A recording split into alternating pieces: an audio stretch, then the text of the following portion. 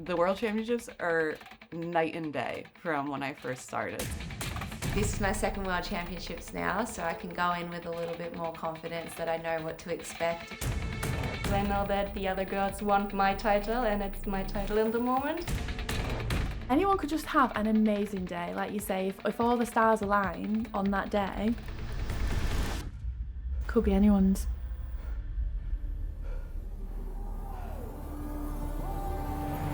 He's taken the win here at the major in Hamburg. The world champion is back. She is the new queen of HYROX. To look at the emotion. I actually don't believe what we've just seen. So that 3-minute penalty for Lena there certainly could be costly. What an incredible time from Kohler.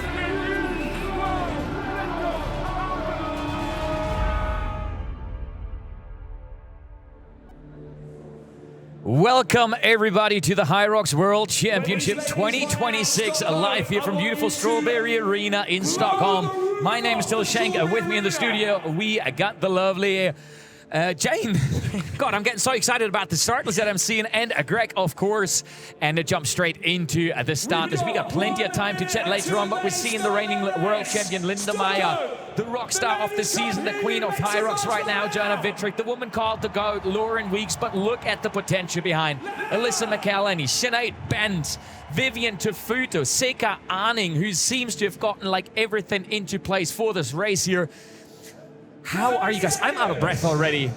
How are you feeling? We're moments away from the start here. And just before we get into it, I want to premise everybody out there in the live stream right now, this is going to be a night to remember. This is going to be a race to remember. And I have no doubt this is the kind of race we have never seen before. And I'm just here and we're about 10 seconds away from the start.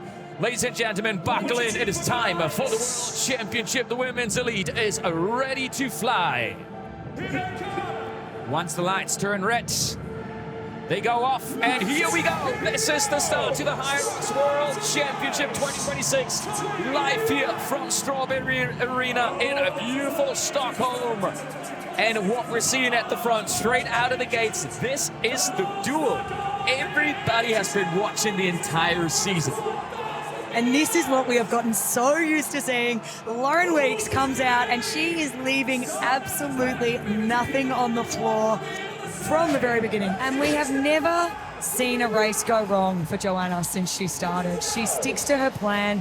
I don't think anything that Lauren can do can upset the balance for Joanna. We know that on every single station, she is so consistent.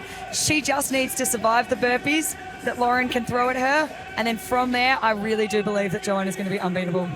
One thing's for sure, they did put the hammer down in that first run.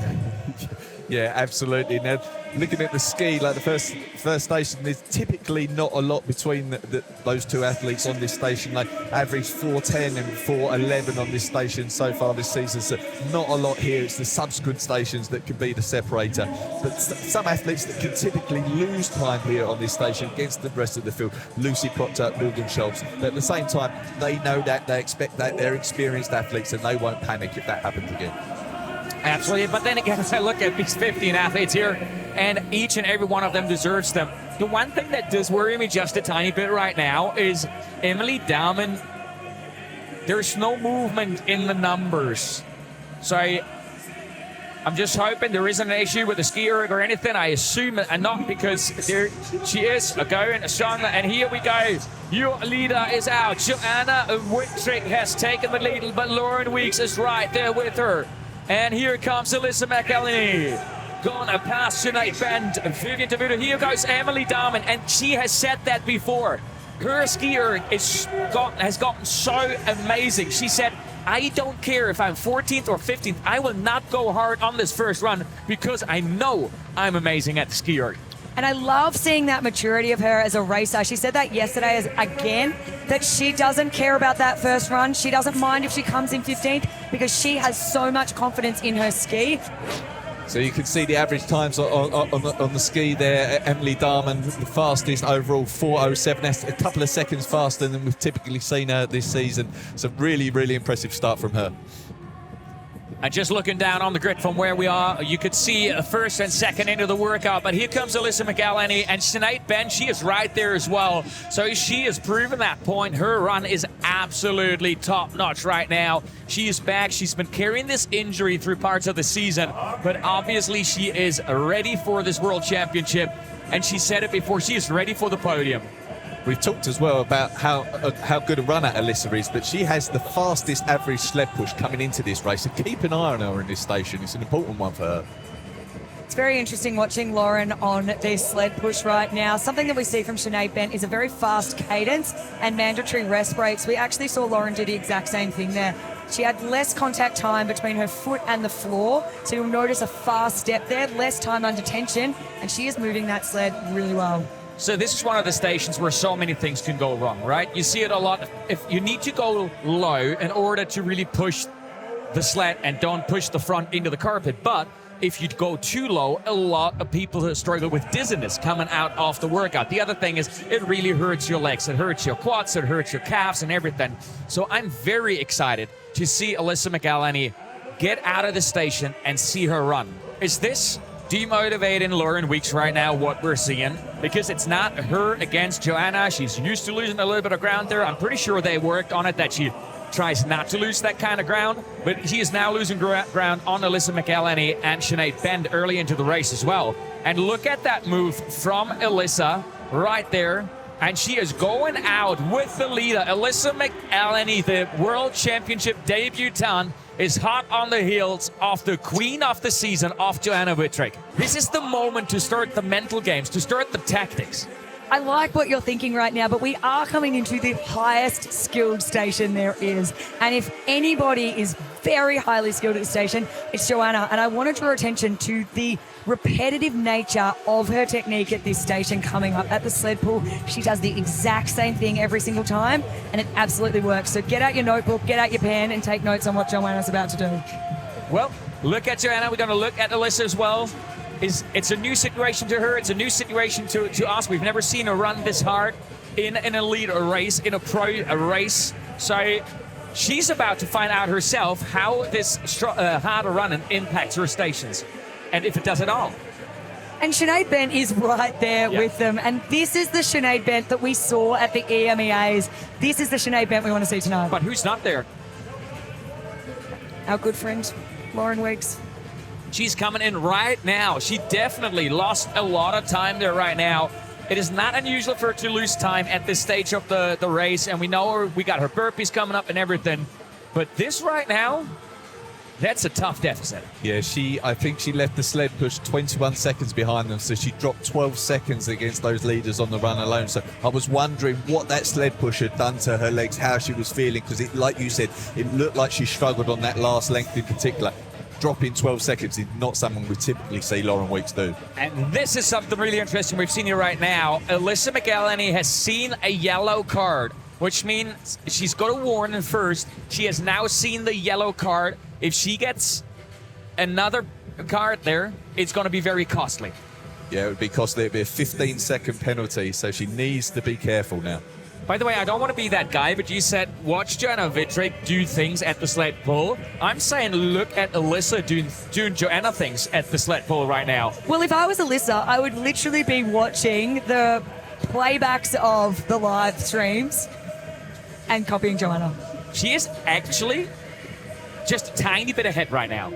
I absolutely can't believe it. I think that I just need to rewind and take back what I said, but I believe in Joanna's skill at this station.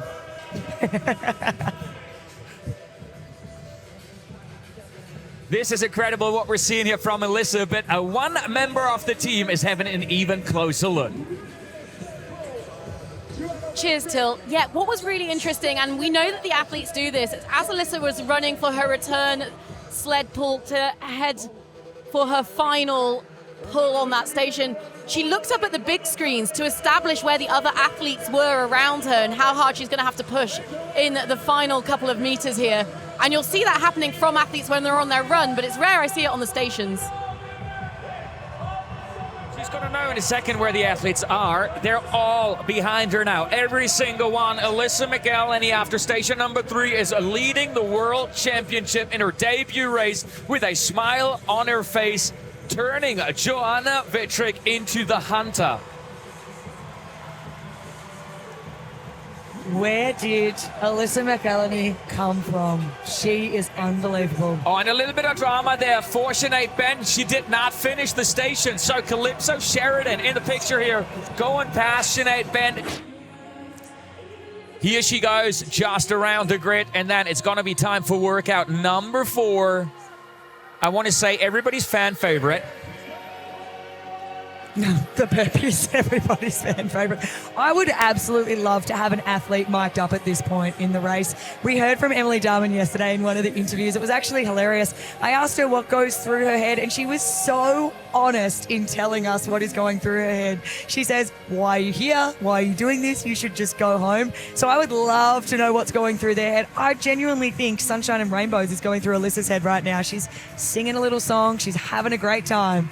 And everybody, while we're looking at that, looking for Morgan Schultz. Unfortunately, she is out of the race, deciding it's not her day here today. She's doing absolutely fine, but decided to pull the plug early in the race here. It did not make any sense to continue the race. So we're down to 14 women in this race.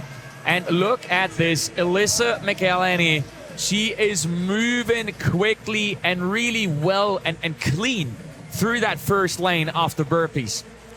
Every single rep from her was clean. There was no yellow cards. She did exactly what the rule book said she needed to do.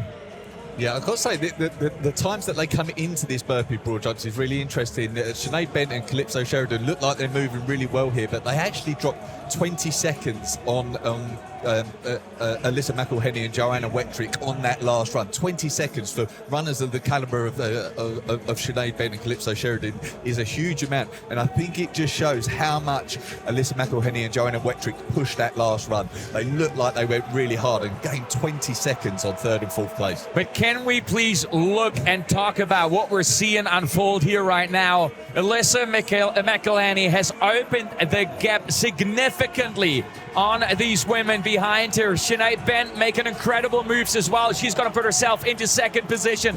Calypso Sheridan, she is right there with the queen of HYROX of this season, Joanna Wittrich. This is a whole new game that we're seeing here today.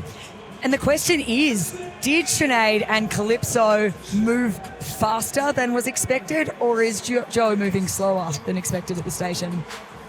And the World Championship rookie who only raced her first ever HYROX race 5 months ago, Alyssa McElhenney, is leading the race going into the second half of the race. And isn't this such an exciting demonstration of the future of HYROX right now? There's a lot of conversation about can we go sub 50, etc. Look at the speed on somebody who's just come into the sport, and she's not slowing down. She's holding a 1:56 average pace, which is a fantastic time for a 1K outside of HYROX. Inside HYROX, with the speed that she is running, is unbelievable.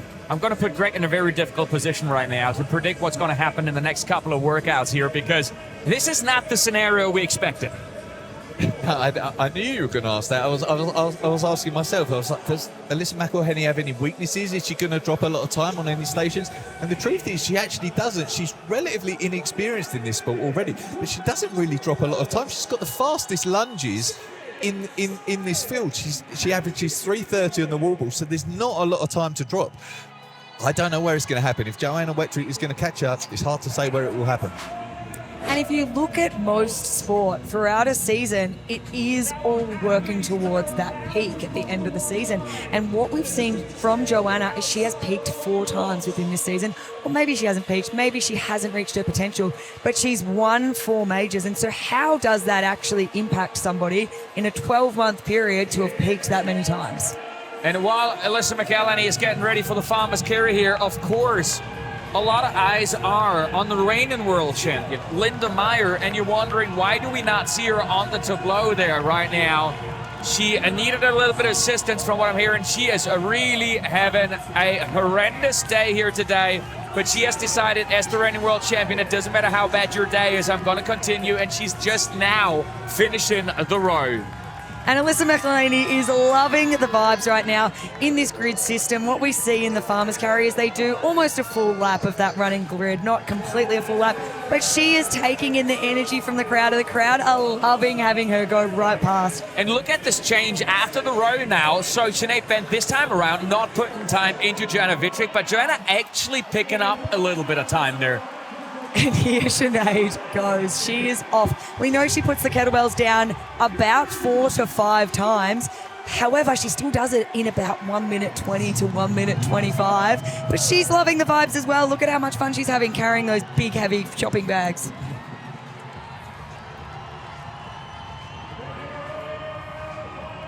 And that was the first time she put that down. She takes a little moment. And here's the thing, she does lose significant time doing that. It's quite funny. Like talking to Emily Dahman before the race, she's like, I'm a little bit annoyed with this because every single time I beat her in the farmer's carry, but everybody's just talking about her. I love hearing that from Emily. She said it to me again yesterday. She is actually going to be doing the farmer's carry for Team Netherlands in the relay. And she was like, just so you know, I do them faster than Sinead Bent. So, Emily, I'm waiting for you to do it right now. She also said she's not going to put it down in that relay. Not going to put it down once.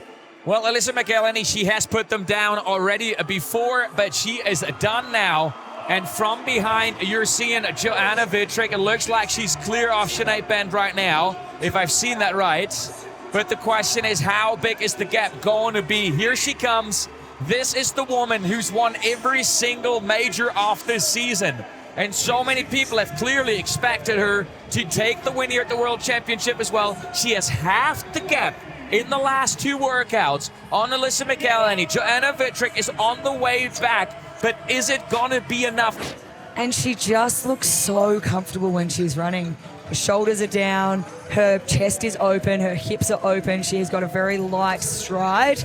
She does not look like she's fully extending herself. It doesn't matter how this race is going to end for her. I think we've proven the point. She's proven the point. Even when she runs really hard, she's still fantastic at the stations. Absolutely agree. She's a HYROXer now, that's for sure. Here she goes. Alyssa McElhaney. A last opportunity that she took to qualify to a major. And then as she delivered at the major in Warsaw, she qualified for the World Championship, and in her debut World Championship, she is currently leading the race. I don't want to take away from anybody. Once you're a world champion, nobody's going to take that away from you. But the sport has changed a lot until now. But Greg, it looks to me right now that she does look a little more uncomfortable at the sandbag lunges than we've seen before. Yeah, you're right. Those little pauses, a little stumble a few seconds ago there. I wouldn't say she's looking completely comfortable at the moment. It looked like she was comfortable on that last run. Running is her strong point, obviously. She was looking super fast, but she's not stepping for another little stumble there. And Calypso Sheridan, she's just going through this like she's walking. There, look at the cadence. Right-hand corner, yellow shoes. Calypso Sheridan. What a move we're seeing here right now from her. And side by side, if we look at Calypso's stride length compared to Alyssa's, and the reason Alyssa is stumbling, Calypso has a shorter stride length, and so she's making sure of every single step. What Alyssa is doing is she's taking a longer step, but she's actually losing time because each one is a little bit more wobbly. And yeah, there is a lot of wobbling right there in the left-hand corner from Alyssa McElhaney, but again, she took another 15 seconds on that run out of Joanna Vitrick.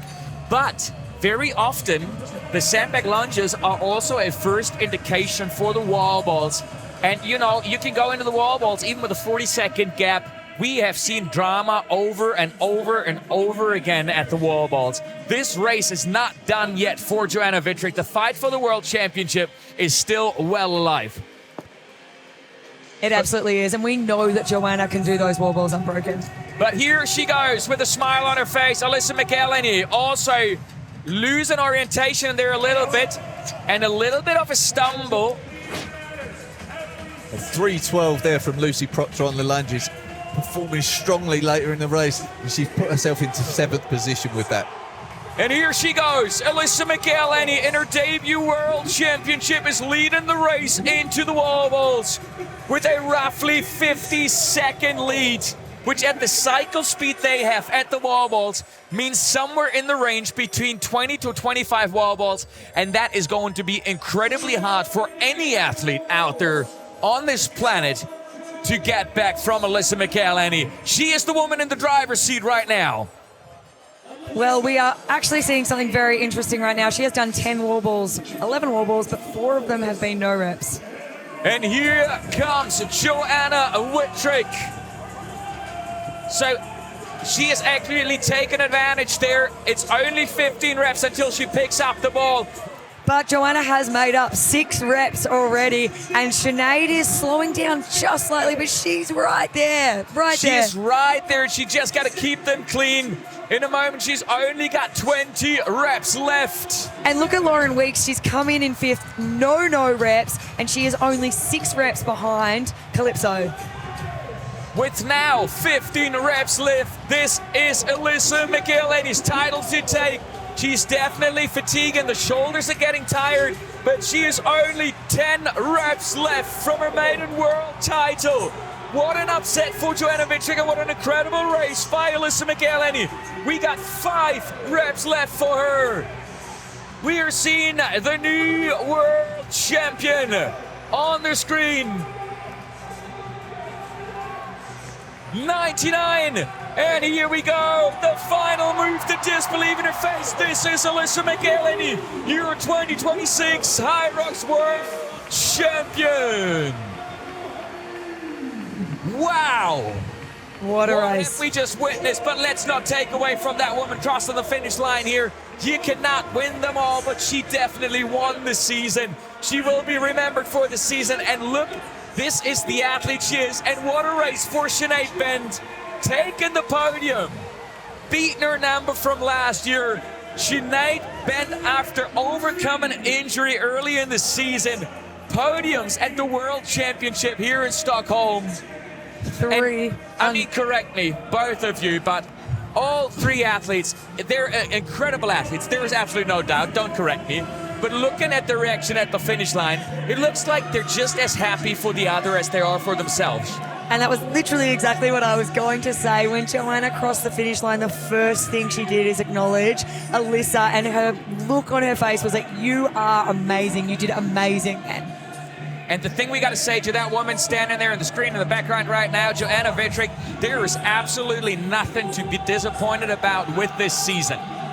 You win 4 majors. You come in 2nd at the World Championship. That is as good as it gets, as we're welcoming Calypso Sheridan with her cartwheel across the finish line that we've also seen at the Apex Championship, where she qualified in the doubles. She should be so proud of that race, and we're going to see her tomorrow night in the doubles. We're also going to see her in the relay racing for Australia. And after a rough start, really putting a fantastic second half together here, Lauren Weeks coming in 5th on the day, the 3-time world champion, and inspiration for so many athletes around the world, taken 5th on this incredible historic day here in Stockholm. Alyssa, you were undeniable, the 2026 HYROX World Champion. That's you. Could you have ever even imagined this moment, having only debuted in Warsaw and started racing HYROX in the pros in February? No, to be honest, the plan today was to kind of run a safe race and make sure we could get podium. Actually, Monday I was unable to walk. I didn't tell anyone. I twisted an ankle coming off a bike.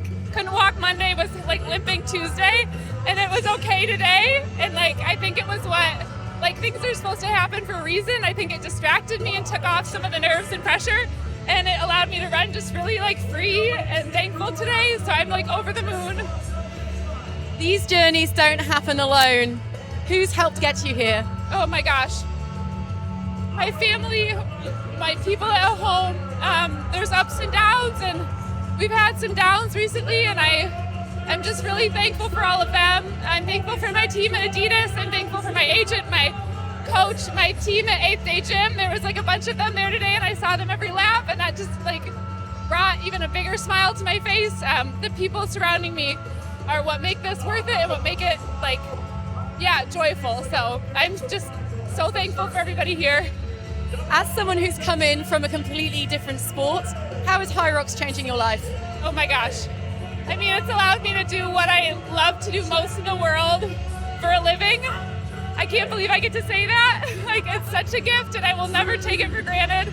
And just letting me see the world, like come to a place like Stockholm, I wouldn't have been here otherwise. I wouldn't have met all these other women that I get to run with. Yeah, it is such a gift. This sport is such a gift. Well, you gave us a gift tonight. That was fantastic to watch. A huge congratulations. Now go and enjoy the moment with your friends and family. Thank you so much. Thank you, everybody at home. Thank you for watching. Thank you for cheering. You make this whole thing worth it. Thank you. And if we're looking at the results here, obviously we've spoken about Alyssa McElhenney taking the title at 56-59, staying under that 57 mark. Then Joanna Vittrick. But if you look down, Lauren Weeks, what a great comeback throughout the race. Lucy Proctor, after the struggles we've seen in London, a fantastic second out of the race. Emily Darman, she was just here for the joyride, and she predicted 7th before the race. 7th she comes here. Stephanie Oswald, Sika Arning. We've just seen a brief moment of her. She was in 11th. I don't think she was entirely happy. She expected a little more. Jess Petro possibly as well. And I think Vivian Tafudo as well. But that is the thing about the World Championship. We spoke so much about this leading up into this race.